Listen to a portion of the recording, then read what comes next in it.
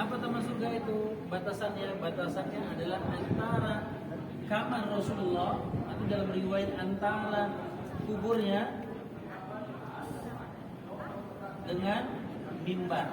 Jadi nggak luas, biarpun ada yang sempat viral mengatakan sampai Masjid Umamah, ya tempatnya kecil. Dan itu nanti pakai tasreh, pakai izin dari aplikasi misalnya Nusuk dan sebagainya. Ini dibimbing.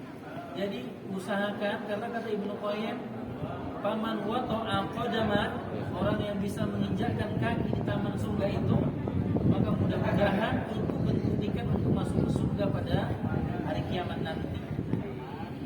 Nah, dan waktunya di taman surga ini gak lama, cuma paling sekitar 5 menit. Kecuali mungkin nanti ketika masuk situ, masuk maghrib misalnya. Jadi apa yang dilakukan? Memperbanyak sholat dengan doa. Memperbanyak sholat dengan doa dan ibadah-ibadah. Jangan sibuk live dulu, ya kan? Karena waktunya cuma sedikit, masuk ke taman surga itu sedikit waktunya. Jangan sibuk dengan live, foto video aja. Jangan sibuk bercanda ngobrol, jangan. Tapi khusyukkan di tempat itu, ibu bapak sekalian. Tambahannya dikatakan tempat itu kan masjid utama asalnya. Karena mimbar di situ, mimbar yang Rasulullah khutbah di situ. Dikatakan di situ adalah para orang-orang sahabat al-mubashshirina bil jannah, orang yang dijamin masuk surga juga di situ sholatnya. Jadi ketika kita sholat Allahu Akbar, kita merasa bahwasanya kaki kita ini berdiri. Dulu Rasul juga meletakkan tempat yang sama ya. Abu Bakar, Umar, Utsman, orang-orang yang dijamin masuk surga, kakinya juga sama di tempat itu. Mungkin ketika kita sujud, tempat kening kita itu sama ketika Rasul meletakkan di tempat yang sama. Jadi dikatakan, kita mengatakan, ya Allah, aku tempat meletakkan keningku, tanganku, lututku dan kakiku di tempat yang sama. Tempat Rasul meletakkan orang yang paling mulia, dikatakan. Jadi kita harus merasa, ya Allah, bukan berarti kita bertamasuk dengan tempat itu, bukan, tapi menghadirkan bagaimana sosok orang yang paling mulia yang dijamin masuk surga di tempat yang sama. Berarti kan kita katakan, mudah-mudahan aku termasuk dari bagian dari dia. Itu yang harus kita hadirkan niat, maka menangislah di situ. Maka di masjid itu kan ada tiang-tiang, seperti di pilar ini kan.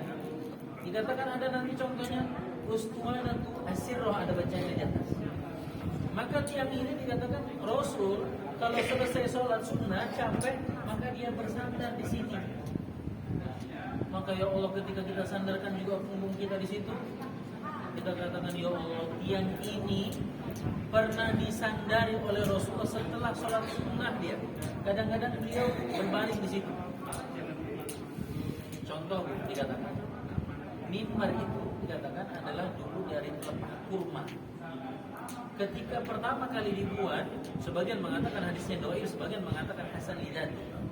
Ketika dipegang, maka merintih pohon kurma itu, batang itu merintih. Kenapa?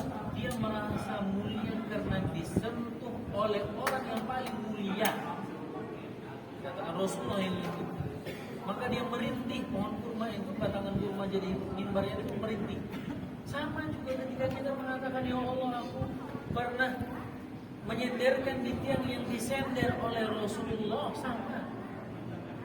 Maka dikatakan, Bapak Ibu, maka ambillah kesempatan, khusyukkan di dalam beribadah ketika di Masjidil Nabawi.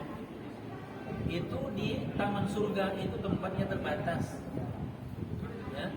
Sementara Masjidil Nabawi yang secara umum dikatakan, berdasarkan hadis Rasulullah dikatakan, orang yang sholat di Masjidil Haram, ketika kita sholat Allahu Akbar sekali sholat, maka dikatakan maka sebanding dengan 100.000 kali sholat. Terus kali sholat itu ketika sholat 2 rakaat, misalnya sholat duha, Allahu Akbar 2 rakaat, satu kali sholat ini maka sebanding 100.000. 100.000 itu kalau kita sholat 5 waktu, kita butuh waktu 50-an tahun lamanya.